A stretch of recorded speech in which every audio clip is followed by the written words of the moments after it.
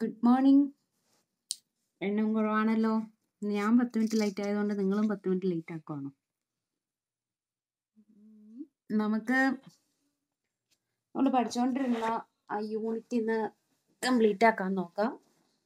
നിങ്ങൾ കുറേ ദിവസമായില്ലേ ക്ലാസ് എടുത്തിട്ട്? നമ്മൾ എക്സാം ഡ്യൂട്ടിയും ഓരോരോ തിരക്കുകളൊക്കെ കൊണ്ടാണ് നിങ്ങൾക്ക് അസൈൻമെൻ്റ് ഒക്കെ തന്നിട്ട് ക്ലാസ് ഒഴിവായത്. അതിൻ്റെ കണ്ടിന്യൂവേഷൻ നമ്മൾ പഠിച്ചുകൊണ്ടിരുന്ന ഭാഗം ഷെയറുകളെ പറ്റിയായിരുന്നു അല്ലേ? നമ്മൾ ഷെയറുകളെ പറ്റി പഠിച്ചുകൊണ്ടിരുന്നതിനകത്ത് നമ്മൾ ഏറ്റവും ലാസ്റ്റ് ഒരു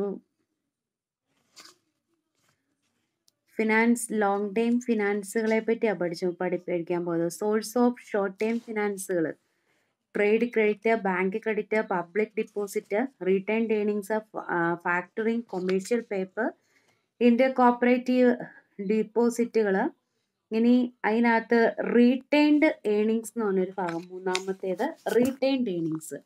പേജ് നമ്പർ 59 പുസ്തകമുള്ളവരെടുക്കുക. നമ്മൾ ഷോർട്ട് ടൈം ലോങ് ടൈം ഒക്കെ ക്യാപിറ്റൽ എന്ന് പഠിച്ച പോലെ തന്നെ നമ്മുടെ കമ്പനിക്ക് ഉള്ളിലെ പ്രോഫിറ്റ് തന്നെ വീണ്ടും കമ്പനിയുടെ ക്യാപിറ്റലോട്ട് ഇൻവെസ്റ്റ് ചെയ്തുകൊണ്ട് നമുക്ക് ക്യാപിറ്റലിനെ ഇൻക്രീസ് ചെയ്യാനായിട്ട് സാധിക്കും. സാധാരണ പ്രോഫിറ്റ് എന്താ ചെയ്യുന്നത്? ഡിവിഡൻഡ് ആയിട്ട് വീതിച്ചു കൊടുക്കും.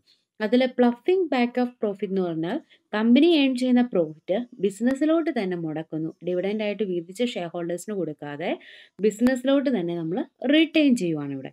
The ploughing back of profit is technique of the financial management under which all profit of the company are not distributed as dividend among to the shareholders, but a part of the yearly profit is retained in the company and invested in the future business financial operation. അപ്പോൾ total amount dividend ആയിട്ട് distribute ചെയ്യാതെ part yearly പ്രോഫിറ്റിൻ്റെ ഒരു part ഫ്യൂച്ചറിലേക്ക് വേണ്ടി future business ഓപ്പറേഷന് വേണ്ടി നമ്മൾ retain ചെയ്യുന്ന പ്രോസസ്സിങ്ങിനെയാണ് ഈ retained earnings അല്ലെങ്കിൽ പ്ലഫിംഗ് ബാക്ക് ഓഫ് പ്രോഫിറ്റ് എന്ന് വിളിക്കുക. This process is known as ploughing back of profit or self financing or retained earnings. This affect the current rate of dividend because the whole profit is not available for the distribution among the shareholders. നിലവിൽ നമ്മുടെ share ഹോൾഡേഴ്സിന് ലഭിച്ചുകൊണ്ടിരിക്കുന്ന ഡിവിഡൻറ്റിനെ ഇത് ബാധിക്കുന്നുണ്ട്. കാരണം മുഴുവൻ തുകയും അവർക്ക് വീതിച്ചു കൊടുക്കുന്നില്ല. ഇപ്പം പ്രെഫറൻസ് ഷെയറിനെയും ഡിവിഡൻഡ് വാങ്ങുന്ന ഈ പ്രെഫറൻസ് ഷെയർ ഹോൾഡേഴ്സിനെയും അതുപോലെ തന്നെ ഡെബഞ്ചർ ഹോൾഡേഴ്സിനൊന്നും ഇത് ബാധിക്കുന്നില്ല. ആരെ ബാധിക്കുന്നുള്ളൂ? ഇക്വിറ്റി ഷെയർ ഹോൾഡറിനെ ഈ റിട്ടേൺഡ് പ്രോഫിറ്റ് ബാധിക്കുന്നുള്ളൂ. കാരണം അവർക്കാണ് ഫ്ലെക്സിബിൾ ആയിട്ടുള്ള ഇൻട്രസ്റ്റ് റേറ്റ് എന്ന് പറയാം. ഫിക്സഡ് ആയിട്ടാണ് പ്രെഫറൻസിനും അതുപോലെ ഡെബഞ്ചർ ഹോൾഡേഴ്സിനും ഫിക്സഡ് റേറ്റ് മസ്റ്റായിട്ട് കൊടുക്കേണ്ടതുണ്ട്. പക്ഷേ ഇക്വിറ്റി ഷെയർ ഹോൾഡേഴ്സിന് മാത്രം ബാക്കി വരുന്ന പ്രോഫിറ്റ് അവർ ഡിസ്ട്രിബ്യൂട്ട് ചെയ്തെടുക്കുക. ഇനി ഇതേപോലെയുള്ള പ്ലഫിംഗ് ബാക്കും അതുപോലെ റീറ്റെയിൻഡ് ഏർണിങ്സ് പോലെയുള്ള സംഭവങ്ങളൊക്കെ ബിസിനസ്സിൽ ഉണ്ടെങ്കിൽ എന്ത് ചെയ്യും? നമ്മുടെ ഇക്വിറ്റി ഷെയർ ഹോൾഡേഴ്സിന് കിട്ടാൻ പോകുന്ന എമൗണ്ടിൽ വേരിയേഷൻ സംഭവിക്കുന്നത്. അവരുടെ ഡിവിഡൻറ്റിനാണ് ഈ കുറവ് ഇത് സംഭവിക്കുക. അതിൻ്റെ ഒരു 4 ഫീച്ചേഴ്സ് ഇതിനകത്ത് കൊടുത്തിട്ടുണ്ട്.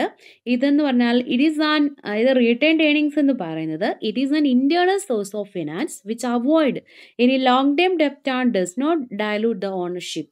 അതായത് കൂടുതൽ ഷെയറുകൾ ഇഷ്യൂ ചെയ്ത് ക്യാപിറ്റൽ കണ്ടെത്തുന്നതിനും നല്ലത്. അതുപോലെ ഓണർഷിപ്പ് ഡയലൂട്ട് ചെയ്ത് പോകാതെയും നമുക്ക് ഇന്റേണലി തന്നെ ലോങ് ടൈം ഡെപ്റ്റുകളൊക്കെ കൂട്ടാതെയും നമുക്കൊരു സോഴ്സ് ഓഫ് ഫണ്ട് കണ്ടെത്താനുള്ള മാർഗ്ഗമാണ്. അതിലൊരു ഇന്റേണൽ സോഴ്സ് എന്ന് വേണമെങ്കിൽ വിളിക്കാം റീറ്റെയിൻഡ് ഏർണിങ്സിനെ. Then retained earnings arguments the capital base of the business. അതെന്ന് പറയുന്ന ക്യാപിറ്റൽ ബേസ് ആണ്.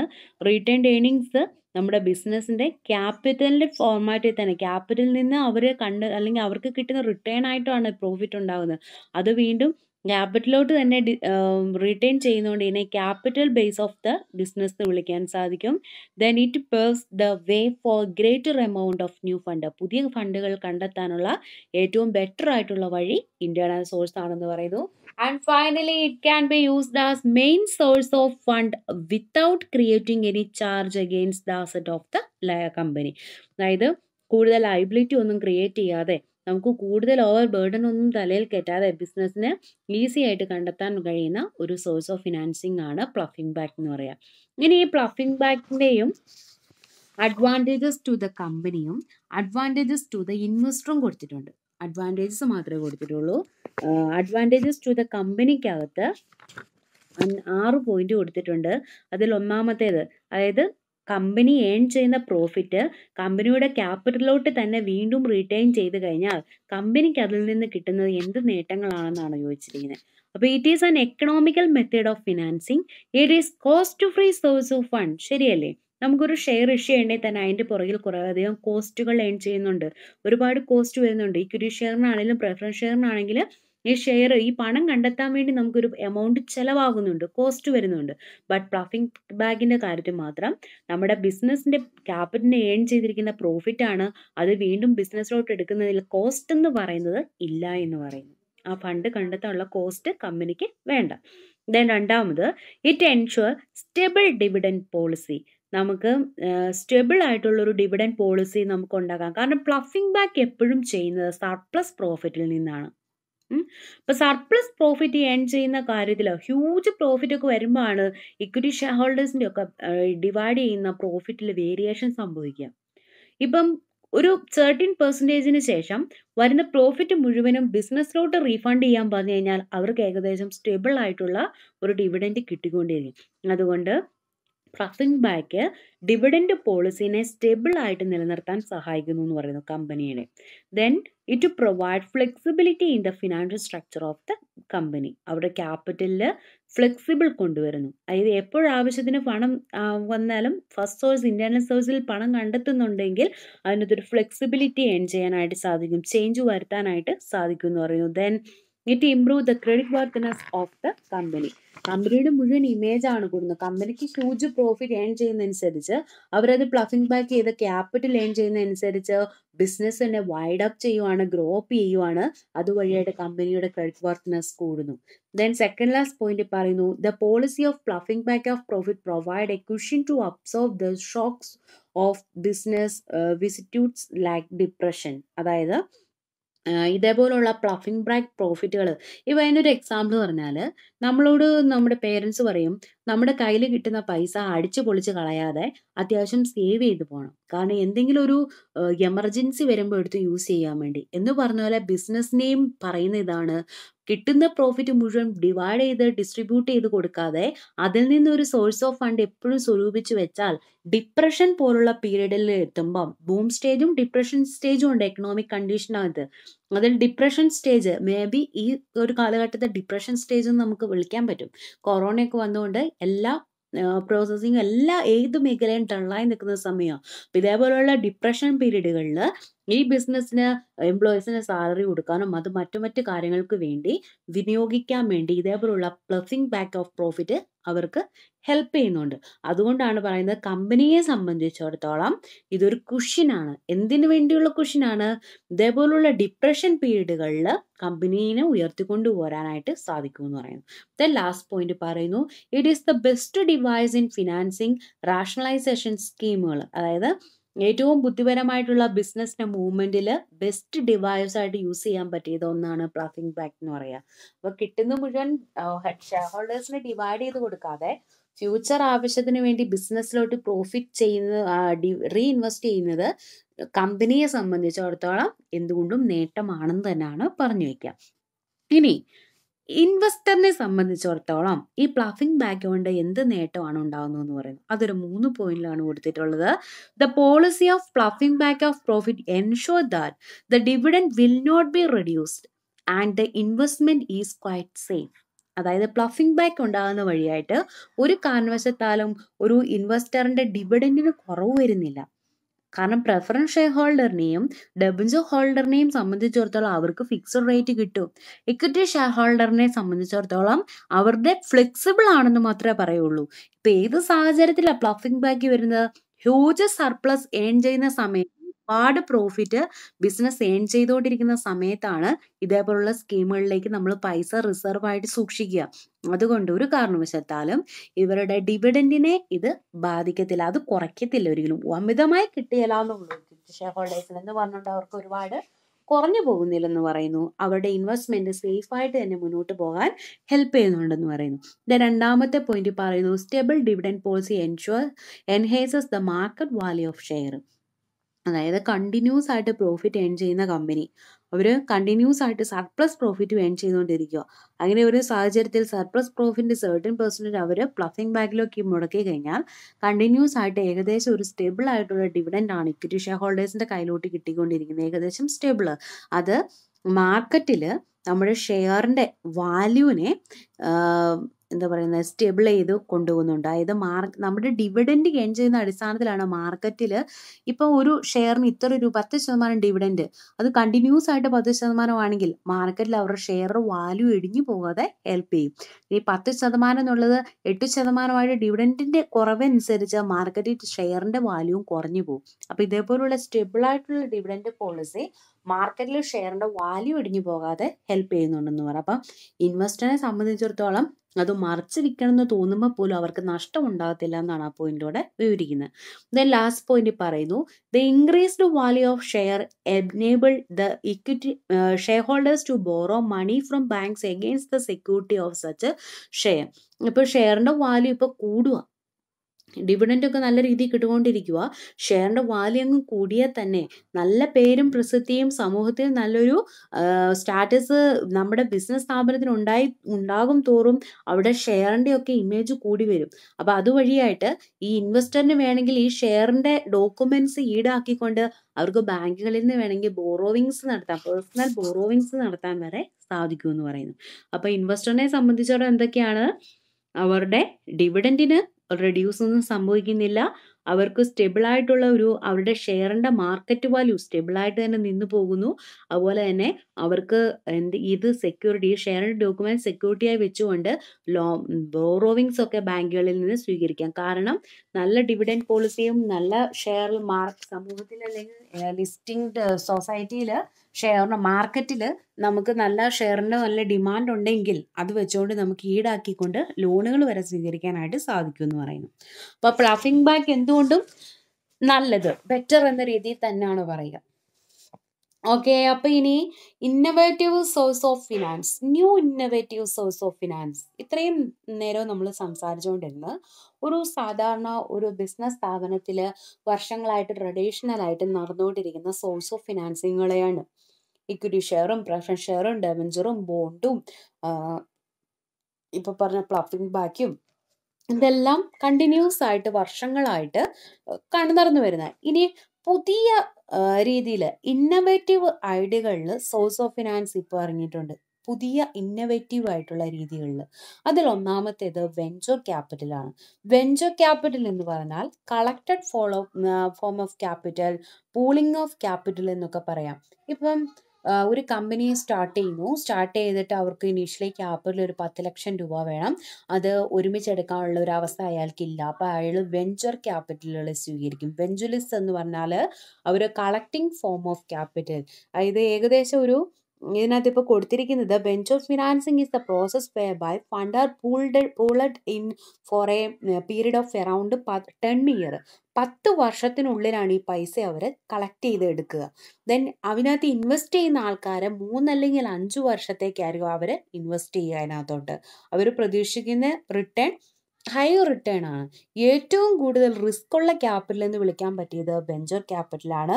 It is a form of equity financing designed specially for funding high risk and high reward project. ഏറ്റവും high reward പ്രൊജക്റ്റുകൾക്കും high റിസ്ക്കുള്ള പ്രൊജക്റ്റുകൾക്കുമാണ് venture ക്യാപിറ്റലുകൾ issue ചെയ്യുക. 1950 തൊട്ട് നമ്മുടെ ലോകമെമ്പാടും അല്ലെങ്കിൽ ഓൾ വേൾഡ് ആയിട്ട് അല്ലെങ്കിൽ US ഇത് ഏറ്റവും ആദ്യം ഇഷ്യൂ ഒക്കെ ചെയ്തത്. എന്നാലും നമ്മളിപ്പോൾ ഏറ്റവും കൂടുതൽ ഇന്ത്യയിൽ ഇപ്പം വെഞ്ചർ ക്യാപിറ്റൽ ഏൺ ചെയ്യുന്നുണ്ടെങ്കിലും ഏറ്റവും ഹെവി റിസ്ക് പ്രൊജക്റ്റുകൾക്കാണ് വെഞ്ചർ ക്യാപിറ്റലുകൾ ഇഷ്യൂ ചെയ്യുക. അപ്പോൾ it represents financial investment in highly risky project with the objective of earning high rate. നമ്മൾ കുഞ്ഞിലെ പോലെ പഠിക്കുന്ന കാര്യമാണ്, ഹൈ പ്രോഫിറ്റ് ഏൺ ചെയ്യണമെങ്കിൽ ഹൈ റിസ്ക് ഉണ്ടാകും എന്ന് പറഞ്ഞ പോലെ വെഞ്ചർ ക്യാപിറ്റൽ റിട്ടേൺ എന്ന് പറയുന്നത് വളരെ ഹൈ ആണ്. പക്ഷേ ഏറ്റവും കൂടുതൽ റിസ്കി ആയിട്ടുള്ള ക്യാപിറ്റലും വെഞ്ചർ ക്യാപിറ്റലാണ്. Then venture capital financing is a process by fund are pooled in for a year around 10 year and investing in it venture capital undertake for a period of 3 to 5 year expectation of high return.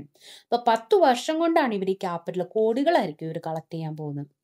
അപ്പോൾ 10 വർഷം കൊണ്ടാണ്, ചിലപ്പോൾ ഒരു വർഷം വയ്ക്കും, ഇത്ര നാൾ കൊണ്ടേ ഞങ്ങൾക്ക് ക്യാപിറ്റൽ എയിം ചെയ്യാനായിട്ട് സാധിക്കുള്ളൂ, രജിസ്റ്റർ ചെയ്യുന്ന സമയത്ത് ഇതെല്ലാം വെക്കണം, ഞങ്ങൾ ഫണ്ട് കണ്ടെത്താൻ പോകുന്ന വെഞ്ചറായിട്ടാണ്, ഞങ്ങൾക്ക് ഇത്ര കോടിയുടെ പ്രോജക്റ്റാണ് ഞങ്ങൾ പ്ലാൻ ചെയ്യുക, അപ്പോൾ ഇത്ര നാൾ കൊണ്ടാണ്, 10 വർഷമാണ് മിനിമം പറയുന്നതിനകത്ത്, 10 വർഷം കൊണ്ടേ ഞങ്ങൾ ഈ ക്യാപിറ്റലിലേക്ക് ഫോം ചെയ്യത്തുള്ളൂ. അതുപോലെ തന്നെ ഇൻവെസ്റ്ററിൻ്റെ കയ്യിൽ നിന്ന് വെഞ്ചർ ക്യാപിറ്റലായിട്ട് ഇഷ്യൂ ചെയ്യുന്നത് 3 to 5 ഇയർ വരെയാണ് ഇൻവെസ്റ്റ് ചെയ്യുക. അവരെന്താ പ്രതീക്ഷിക്കുന്നത്? ഹൈ റേറ്റ് ഓഫ് റിട്ടേൺ ആണ് അവർ അതിൽ നിന്ന് ഇൻവെസ്റ്റ് ചെയ്യുന്ന ആൾക്കാർ പ്രതീക്ഷിക്കുക. To protect the fund of the investors against the risk of loss, venture capital fund provide its expertise, undertake advisory function and invest the equities of undertaking. അതായത് ഇൻവെസ്റ്റേഴ്സിനെ protect ചെയ്യാൻ വേണ്ടി risk of ലോസുകളെ പറ്റിയും അതുപോലെ തന്നെ എക്സ്പെർട്ടൈസുകൾ, ഒരുപാട് advisory ഫങ്ഷൻസുകൾ ഇതിനകത്ത് കൊടുക്കുന്നുണ്ട്. ഏത് ടൈപ്പുള്ള വെഞ്ചർ ക്യാപിറ്റൽ ഇൻവെസ്റ്റ് ചെയ്യണം, ഏറ്റവും കൂടുതൽ റിസ്കി ആയിട്ട് തോന്നുന്നു, അതുപോലെ തന്നെ നമ്മൾക്ക് എപ്പോഴും ഇൻവെസ്റ്ററിനെ പ്രൊട്ടക്റ്റ് ചെയ്യുന്ന രീതിയിൽ, പൈസ നഷ്ടമാകാത്ത രീതിയിൽ അഡ്വൈസറി ഹെൽപ്പുകളൊക്കെ വെഞ്ചർ ക്യാപിറ്റലുകളെ പറ്റി കൊടുക്കുന്നുണ്ട് ഇന്ന് നിലവിൽ.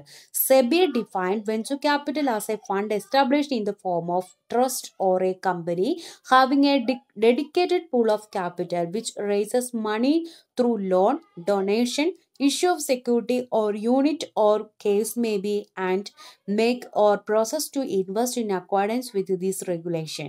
ഇത് സെബി ഡിഫൈൻ ചെയ്യുന്നത് വെഞ്ചർ ക്യാപിറ്റൽ എന്ന് പറയുന്നത് ഒന്നെങ്കിൽ ഒരു ട്രസ്റ്റ് ഫോം ആയിട്ടോ അല്ലെങ്കിൽ ഒരു കമ്പനി അവർ കളക്ട് ചെയ്യുന്നത് ഒന്നെങ്കിൽ ലോണിലൂടെ, ഡൊണേഷനിലൂടെ, അല്ലെങ്കിൽ സെക്യൂരിറ്റി ഇഷ്യൂ ചെയ്തുകൊണ്ട്, ഇങ്ങനെ പല മാർഗത്തിലാണ് ഇവർ ഈ പൈസ ക്യാപിറ്റൽ എന്ന് പറയുന്നത് കണ്ടെത്തുക. ഇനി venture capital plays an important role in financing high technology project. It provides seed, startup and first stage financing and also fund expansion of the company that already demonstrate their business potential to public securities, credit orientation institution, funding source. നമ്മൾ ഇനി പുറകെ പഠിക്കുന്നുണ്ട് എന്താണ് seed ക്യാപിറ്റലിനും എന്താണ് startup capital, അതുപോലെ എന്താണ് bridge capital, കുറേ ക്യാപിറ്റലുകളെ നമ്മൾ ഇനി പഠിക്കാൻ പോകുന്നുണ്ട്. അപ്പോൾ ഇതെല്ലാം നമുക്ക് വെഞ്ചർ ഫോമിൽ കളക്ട് ചെയ്യാമെന്നാണ് പറയുന്നത്. അതെന്തെന്ന സമയത്ത് നമുക്ക് പഠിക്കാം. അപ്പോൾ ഏതൊക്കെയാണ്? Seed, startup, first stage financing capital എല്ലാം നമുക്ക് ഇതേപോലെ ബിസിനസ്സുകാർക്ക് അല്ലെങ്കിൽ പബ്ലിക് സെക്യൂരിറ്റികൾ ഇഷ്യൂ ചെയ്തുകൊണ്ടോ അല്ലെങ്കിൽ ക്രെഡിറ്റ് ഫിനാൻഷ്യൽ ഇൻസ്റ്റിറ്റ്യൂഷനിൽ നിന്ന് ക്രെഡിറ്റുകൾ സ്വീകരിച്ചുകൊണ്ടോ എങ്ങനെയെങ്കിലും പല ടൈപ്പിൽ വെഞ്ചർ ഫോമിൽ കളക്ട് ചെയ്തു, പല മാർഗങ്ങളിൽ പല സോഴ്സുകളിൽ നിന്ന് കളക്ട് ചെയ്തുകൊണ്ട് ക്യാപിറ്റൽ എയിം ചെയ്യാൻ സാധിക്കും എന്ന് പറയുന്നു. ഇനി ഇതിനകത്തൊരു 5 ഫീച്ചേഴ്സ് കൊടുത്തിട്ടുണ്ട്. എന്തിൻ്റെയാണ്? വെഞ്ചർ ക്യാപിറ്റലിൻ്റെ 5 ഫീച്ചേഴ്സ്. ഒന്നാമത്തെ point, basically it is an equity finance. യഥാർത്ഥത്തിൽ ഇതൊരു ഇക്വിറ്റി ഫിനാൻസ് തന്നെയാണ്, ഓണേഴ്സിൻ്റെ ഫിനാൻസ് തന്നെയാണ്. It is a long term investment in growth oriented industry. Long ടേമിലേക്ക് ഇൻവെസ്റ്റ് ചെയ്യുന്ന അല്ലെങ്കിൽ ലോങ് ടൈമിലേക്ക് ഗ്രോത്ത് പ്രതീക്ഷിക്കുന്ന നടക്കുന്ന ഇൻഡസ്ട്രികളാണ് വെഞ്ചർ ക്യാപിറ്റലുകൾ ഇഷ്യൂ ചെയ്യുക. ഇതെന്താണ് പറയുന്നത്? ഇക്വിറ്റി ഫിനാൻസ് തന്നെയാണ് ബേസിക്കലി. ദെൻ തേർഡ് പോയിന്റ് പറയുന്നു, it focus on new company or startup company. മെയിനായിട്ട് പുതുതായിട്ട് പൊട്ടിമുളയ്ക്കുന്ന കമ്പനികളാണ് വെഞ്ചർ ക്യാപിറ്റലിലൂടെ ക്യാപിറ്റൽ കണ്ടെത്തുക. It is given for implementing new idea. The risk inherent is very high. പുതിയ ഐഡിയ ആണ്, പുതിയ സ്റ്റാർട്ടപ്പ് കമ്പനികളാണ്, അതുകൊണ്ടാണ് ഇതിനെ ഏറ്റവും കൂടുതൽ ഹൈ റിസ്ക് എന്ന് വിളിക്കുക. നിലവിൽ ബിസിനസ് നടത്തി പരിചിതരായി ഹെവി പ്രോഫിറ്റ് നേടിക്കൊണ്ടിരിക്കുന്ന ഒരു കമ്പനിയിൽ വെഞ്ചർ ക്യാപിറ്റൽ കളക്ട് ചെയ്യാൻ പോകുന്നതെന്ന് പറഞ്ഞാൽ അത് റിസ്ക് ഉള്ള ക്യാപിറ്റൽ അല്ല. ഓൾറെഡി അവർക്ക് നല്ല പാസ്റ്റ് ആയിട്ടുള്ള എക്സ്പീരിയൻസ് സ്റ്റാറ്റസ് ഉണ്ട്. ബട്ട് ന്യൂലി ഫോം ചെയ്യുന്ന കമ്പനികൾക്ക് ന്യൂ ഐഡിയാസ് ആയിരിക്കും. അതുകൊണ്ട് അവർ വെഞ്ചർ ക്യാപിറ്റലിലൂടെ പൈസ കണ്ടെത്തുന്നു എന്ന് പറഞ്ഞാൽ അതുകൊണ്ടാണ് അതിനെ ഹെവി റിസ്ക് ക്യാപിറ്റൽ എന്ന് നമ്മൾ അറിയപ്പെടുക. കാരണം എപ്പോൾ വേണമെങ്കിലും പൊട്ടിമുളയ്ക്കുന്ന സ്ഥാപനങ്ങൾ അപ്രത്യക്ഷമാകാം, തകർന്നു പോകാം. അതുകൊണ്ടാണ് എന്നെ ഹെവി റിസ്ക് എന്ന് വിളിക്കുക. ദെൻ ലാസ്റ്റ് പോയിന്റ് പറയുന്നു, ഇതേപോലുള്ള വെഞ്ചർ ക്യാപിറ്റലിലൂടെ ഇപ്പം നമ്മുടെ കയ്യിൽ പൈസ ഇല്ലെങ്കിലും വെഞ്ചർ ക്യാപിറ്റലൊക്കെ ഇഷ്യൂ ചെയ്തുകൊണ്ട് നമ്മൾ വാങ്ങിക്കുന്ന ക്യാപിറ്റൽ എന്ന് പറയുന്നത് എംപ്ലോയ്മെൻറ്റ് ഓപ്പർച്യൂണിറ്റീസ് ക്രിയേറ്റ് ചെയ്യപ്പെടുന്നുണ്ട്. ബിസിനസ് സ്ഥാപനങ്ങളിലും ഒക്കെ നമുക്ക് എംപ്ലോയ്മെൻറ്റ് ഓപ്പർച്യൂണിറ്റീസ് കൊടുക്കാൻ സാധിക്കുമെന്ന് പറയുന്നു. അപ്പം 5 പോയിൻ്റാണ് നമ്മുടെ വെഞ്ചർ ക്യാപിറ്റലിൻ്റെ ഫീച്ചേഴ്സ് ആയിട്ട് പറഞ്ഞിരിക്കുക. ഏതൊക്കെയാണ്? വെഞ്ചർ ക്യാപിറ്റൽ എന്ന് പറയുന്നതും എന്ത് തന്നെയാണ്? It is basically equity finance. അതുപോലെ തന്നെ long term investment in growth oriented industries ആണിത്. മെയിനായിട്ട് ഇഷ്യൂ ചെയ്യുക ലോങ് ടൈമിലേക്കാണ്. അതുപോലെ തന്നെ പുതിയ സ്റ്റാർട്ടപ്പ് കമ്പനികളാണ് ഇത് ഇഷ്യൂ ചെയ്യുക. ദെൻ പറയുന്നു ഇംപ്ലിമെന്റിങ് ന്യൂ ഐഡിയാസ് ആയതുകൊണ്ടാണ് ഇത് ഹെവി റിസ്ക് ക്യാപിറ്റൽ എന്നറിയപ്പെടുക. ഫൈനൽ പോയിന്റിൽ പറയുന്നു എംപ്ലോയ്മെന്റ് ഓപ്പർച്യൂണിറ്റീസ് ഇത് ക്രിയേറ്റ് ചെയ്യുന്നത്. എന്താണ്? Venture capital. ദെൻ അടുത്ത ഒരു ക്യാപിറ്റൽ എന്ന് പറയുന്നത് ബ്രിഡ്ജ് ഫിനാൻസ് ആണ്. അപ്പോൾ നമ്മൾ ന്യൂ ഇന്നോവേറ്റീവ് ക്യാപിറ്റലുകളെ പറ്റിയാണ് നമ്മളിപ്പോൾ പറയുന്നത്. ന്യൂ ഇന്നോവേറ്റീവ് ക്യാപിറ്റൽ അതിൽ ഒന്നാമത്തേതാണ് വെഞ്ചർ. ഇനി രണ്ടാമത്തേത് ബ്രിഡ്ജ് മീൻസ് പാലം. ബ്രിഡ്ജ് ഫിനാൻസ് ദയവ് ചെയ്ത് എഴുതി വെച്ചേക്കരുത്. ഇതിനിപ്പോൾ ക്ലാസ്സിൽ 22 പേരുണ്ട്. ഞാൻ വാലുവേഷന് പോകുമ്പോൾ ഒരുപാട് കാണുന്നുണ്ട് പാലം പണിയാൻ വേണ്ടി മേടിക്കുന്ന അല്ലെങ്കിൽ ഗവൺമെൻറ് കൊടുക്കുന്ന പൈസയാണ് ബ്രിഡ്ജ് ക്യാപിറ്റൽ എന്ന് എഴുതി വെച്ചിട്ടുണ്ട്. ഒരു കാരണവശാലും ഈ 22 പേരും അങ്ങനെയൊന്നും എഴുതി വെച്ചേക്കരുത്. ബ്രിഡ്ജ് ഫിനാൻസ് എന്ന് പറഞ്ഞു കഴിഞ്ഞാൽ എക്സാമ്പിൾ കൂട്ടി പറയാം. ഇപ്പോൾ എൻ്റെ ഒരു ബിസിനസ് സ്ഥാപനത്തിൽ 10 ലക്ഷം രൂപ എനിക്ക് ആവശ്യമാണ്. ഞാനൊരു ലോണിന് അപേക്ഷ വെച്ചു. അവിടെ ചെന്നപ്പോൾ അവർ പറയുവാണ് ഏകദേശം ഒരു മാസത്തെ ഡിലേ വരുമെന്ന് പറഞ്ഞു. പക്ഷെ എനിക്ക് നാളെ തന്നെ പൈസ വേണം. അങ്ങനെ വരുമ്പം ഈ ലോൺ പാസ്സാക്കിയ ഈ ഡോക്യുമെന്റ്സ് എല്ലാം ആയിട്ട് ഞാൻ ഇതിലൊരു കൊമേഴ്ഷ്യൽ ബാങ്കിന് ബ്രിഡ്ജ് ക്യാപിറ്റലിന് വേണ്ടി ആപ്ലിക്കേഷൻ വയ്ക്കും. അങ്ങനെ വരുമ്പം ഈ 1 മന്ത് കാലഘട്ടത്തേക്ക് എനിക്ക് മറിക്കാൻ വേണ്ടി ആ ഒരു ഡിലേ സമയത്തേക്ക് വേണ്ടി എനിക്ക് അവർ 10 ലക്ഷം രൂപ തരും. ഈടായിട്ട് വെക്കുന്നുണ്ട് ഈ ലോണിൻ്റെ ആപ്ലിക്കേഷൻ. അപ്പോൾ ആ പൈസ കിട്ടുമ്പോൾ ഇവർക്ക് ഈ പൈസ കൊടുത്തു തീർക്കുകയും ചെയ്യും. അപ്പോൾ ഇങ്ങനെ വരുന്ന small 2 week to 3 year pending arrangement, ഏറ്റവും കുറഞ്ഞത് 2 ആഴ്ച മുതൽ മാക്സിമം പോയ 3 വർഷത്തേക്ക് വരെ ഇതേപോലുള്ള പണമിടപാടുകളെ ഹെൽപ്പ് ചെയ്യുന്ന ക്യാപിറ്റലിനെയാണ് ബ്രിഡ്ജ് ഫിനാൻസ് എന്ന് വിളിക്കുക.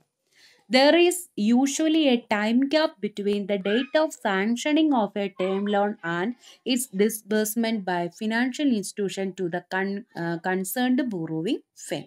അതായത് നമുക്ക് ഒരു ലോൺ പാസ്സാക്കാൻ സാങ്ഷൻ ആകാനും അത് കയ്യിലോട്ട് കിട്ടാനും അതിൻ്റെ അടുത്തൊരു ഗ്യാപ്പ് വരും. ആ ഗ്യാപ്പിലാണ് ഫിനാൻഷ്യൽ ഇൻസ്റ്റിറ്റ്യൂഷൻസുകളാണ് ഈ ഗ്യാപ്പ് പരിഹരിക്കാൻ വേണ്ടിയാണ് നമുക്ക് ഈ പൈസ തന്ന് സഹായിക്കുക.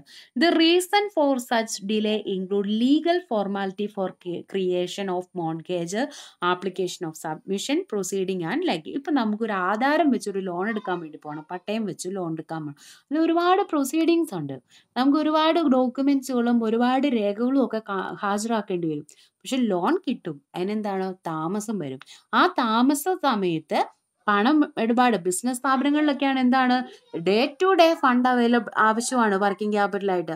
അപ്പോൾ ആ ഒരു ഗ്യാപ്പ് സമയത്തേക്ക് മറിക്കാൻ വേണ്ടി ആര് കൊടുക്കുന്നതാണ്? ഫിനാൻഷ്യൽ ഇൻസ്റ്റിറ്റ്യൂഷൻസുകളോ അല്ലെങ്കിൽ ഗവൺമെന്റിന്റെ കയ്യിൽ നിന്നോ ഏത് ഇൻസ്റ്റിറ്റ്യൂഷനിൽ നിന്ന് നമുക്ക് ബ്രിഡ്ജ് ഫിനാൻസ് സ്വീകരിക്കാമെന്ന് പറയുന്നുണ്ട്. ദെൻ അതിൻ്റെ റീസൺ എന്തുകൊണ്ടാണ്? മോർഗേജ് ക്രിയേഷൻ്റെയും ആപ്ലിക്കേഷൻ്റെ ഒക്കെ പ്രൊസീഡിങ്സിൻ്റെയും ഒക്കെ ഒരു ഡിലേ കാരണമാണ് ഈ താമസം ലോൺ പാസ്സാക്കാനായിട്ട് ഉണ്ടാകുക. In the same way there may be time gap between the sanctioning of a grant or subsidy and actual release by the government or financial institution. Therefore, to avoid the delay in implementation of the project, the firm may approach commercial bank for short-term loan. അപ്പോൾ ഇത് ഇപ്പോൾ ഗവൺമെൻറ്റിൻ്റെ ഭാഗത്തു നിന്ന് വരുന്ന സബ്സിഡിയോ ഗ്രാൻഡോ ഒക്കെ ആകാം. Government ഭാഗത്തു നിന്ന് ഇപ്പോൾ നമുക്ക് സബ്സിഡി അനുവദിച്ചു, വലിയ ബിസിനസ് സ്ഥാപനം കോടികളുടെ ഇടപാട് നടത്തുകയാണെങ്കിൽ സബ്സിഡി ഗ്രാൻഡ് ഒക്കെ എന്നൊക്കെ പറയുന്നത് വലിയ ഹ്യൂജ് എമൗണ്ട് ആയിരിക്കും. ഇത് ഗവൺമെന്റിന്റെ ഭാഗത്തു നിന്നൊക്കെ പാസ്സാക്കി കിട്ടാൻ പാടാണ്. അപ്പം അനുവദിച്ച് കിടക്കും, പക്ഷെ കയ്യിലോട്ട് കിട്ടാൻ പാടാണ്. അപ്പം അങ്ങനെ വരുമ്പോൾ ഇവർ സമീപിക്കുന്നത് കൊമേഴ്ഷ്യൽ ബാങ്കുകളെ അപ്രോച്ച് ചെയ്യുന്ന പറയുന്നത് short term loan for the period for which delay may ഒക്കെ. ആ ഡിലേ ഒഴിവാക്കാൻ വേണ്ടി, ആ ഡിലേ വരുന്ന സമയത്ത് പൈസ മാനേജ് ചെയ്യാൻ വേണ്ടി അവിടുന്ന് കൊമേഴ്ഷ്യൽ ബാങ്കിൽ നിന്ന് അവർ ഷോർട്ട് ടൈം ലോണുകൾ എടുക്കും. ഇനി ഒരു ഡെഫിനേഷൻ പോലെ കൊടുത്തിട്ടുണ്ട്.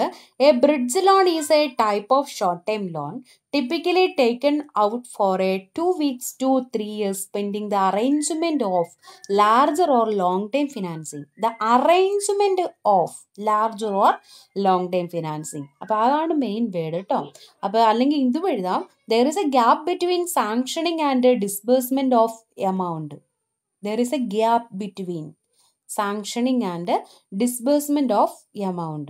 അല്ലെങ്കിൽ പറയാം pending arrangement of larger or larger term financing എന്നും പറയാം bridge loan. Then it is usually called a bridging loan in United Kingdom, also known as caveat loan or swing loan.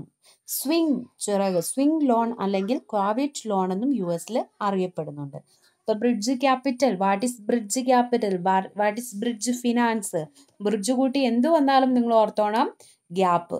എന്ത് ഗ്യാപ്പാണ്?